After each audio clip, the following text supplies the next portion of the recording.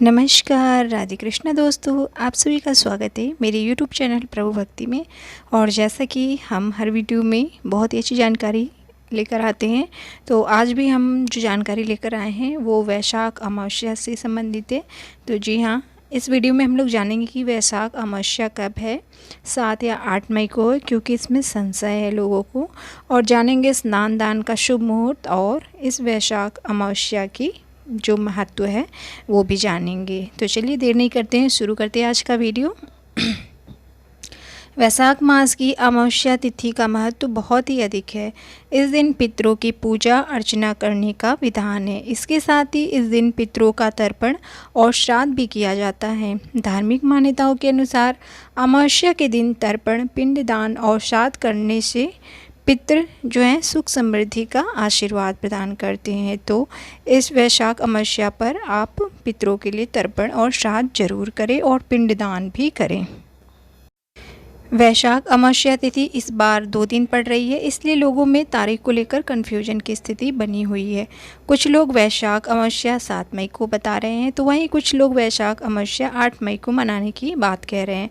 आइए हिंदू पंचांग के अनुसार जानते हैं कि वैशाख अमावस्या किस तारीख को मनाई जाएगी। पंचांग के अनुसार वैशाख मास के कृष्ण पक्ष की अमावस्या तिथि की शुरुआत 7 मई को सुबह 11:40 से होगी। वहीं अमावस्या तिथि का समापन 8 मई को सुबह 8:51 पर होगा। ऐसे में वैशाख अमावस्या 8 मई को मनाई जाएगी। और अब आइए जानते हैं अमावस्या की पूजा विधि। बहुत ही सरल है। वैशाख अमावस्या के दिन की शुरुआत देवी देवताओं के ध्यान से करें। इस दिन पवित्र नदी या गंगा जी में स्नान करना चाहिए। अगर आप नदी तालाब नहीं जा सकती हैं तो घर पर ही पानी में गंगा जल की कुछ बूंदें मिलाकर स्नान कर सकते हैं। पितरों का तर्पण करें। इसके साथ ही पितरों की आत्मा की शांति के लिए व्रत भी रखें और मंत्रों का जाप करें और सूर्यदेव को अर्घ्य जरूर दें। इस दिन भगवान शिव और माता पार्वती की पूजा करने का भी विधान है और उनके सामने दीपक जलाकर उनकी पूजा अर्चना करनी चाहिए। आरती करें, मंत्रों का जप करें और घर में सुख शांति और समृद्धि की कामना करें भगवान से।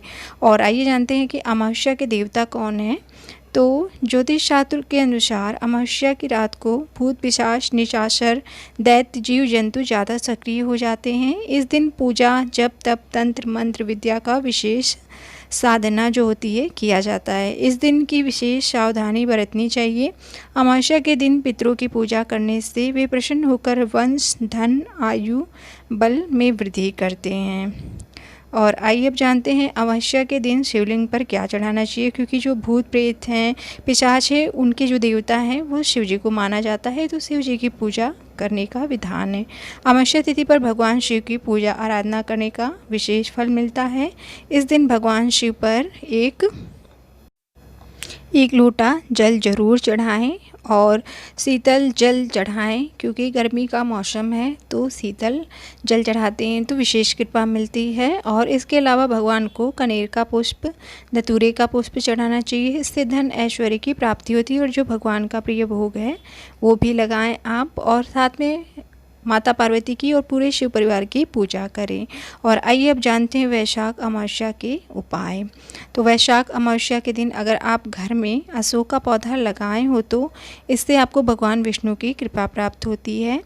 यह उपाय आपके पितरों को भी प्रसन्न करता है। अमावस्या के दिन अशोक का पौधा लगाने से आपको इसकी देख रेख करनी चाहिए। ऐसे करने से आपको जो है मोक्ष की प्राप्ति होती है। तो आप ज़रूर अशोक का पौधा लगाएं और साथ ही साथ आप इस समय तुलसी का, केले का, ये सारे वृक्ष लगाएं और वृक्षों में जल सिंचित जरूर करें, क्योंकि गर्मी के कारण बहुत सारे पेड़ पौधे सूख जाते हैं तो जल की कमी रहती है। तो आप जल जरूर सिंचित करें और जगह जगह जल की व्यवस्था भी करें। और जो हमारे पशु पक्षी जानवर हैं उनके लिए भी जल की व्यवस्था करें अपनी बालकनी में, छत पर, और जहाँ भी संभव हो वहाँ आप जल जरूर रखें। और इस तरह गर्मी में लोगों की सहायता ज़रूर करें अन्न धन और जल का दान दे करके।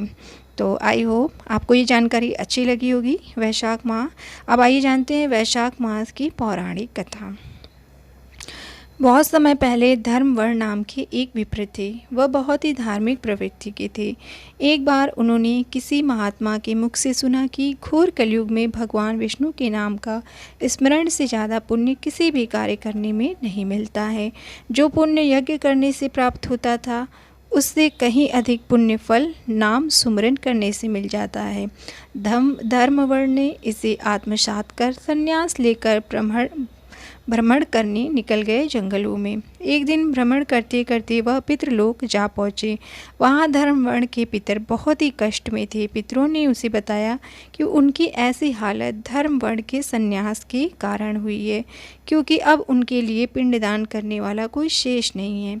यदि तुम वापस जाकर गृहस्थ जीवन की शुरुआत करो, संतान उत्पन्न करो तो हमें राहत मिल सकती है। साथ ही वैशाख अमावस्या के दिन विधि विधान से पिंडदान करो पितरों के लिए। धर्मवर्ण ने उन्हें वचन दिया कि वह उनकी अपेक्षाओं को अवश्य पूर्ण करेगा। तत्पश्चात धर्मवर्ण अपने सांसारिक जीवन में वापस लौट आए और वैशाख अमावस्या पर विधि विधान से पितरों का तर्पण किया, पिंडदान किया और अपने पितरों को मुक्ति दिलाई। तो ये वैशाख मास की जो पौराणिक कथा है और इसमें बताया गया है कि पिंडदान करना, तर्पण करना बेहद ज़रूरी है अपने पितरों के लिए। तो आप भी अगर कर सकते हैं तो पिंडदान और तर्पण जरूर करें। और आई होप आपको ये कथा अच्छी लगी होगी और जो वैशाख मास अमावस्या से जुड़ी जानकारी थी वो भी अच्छी लगी होगी। तो चैनल पे हैं, नए हैं तो सब्सक्राइब करिए, लाइक करिए और जानकारी अच्छी लगी हो तो शेयर भी कर दीजिएगा। मिलते हैं नेक्स्ट वीडियो में, तब तक के लिए राधे राधे, जय श्री हरि। वैशाख मास की हार्दिक शुभकामनाएं।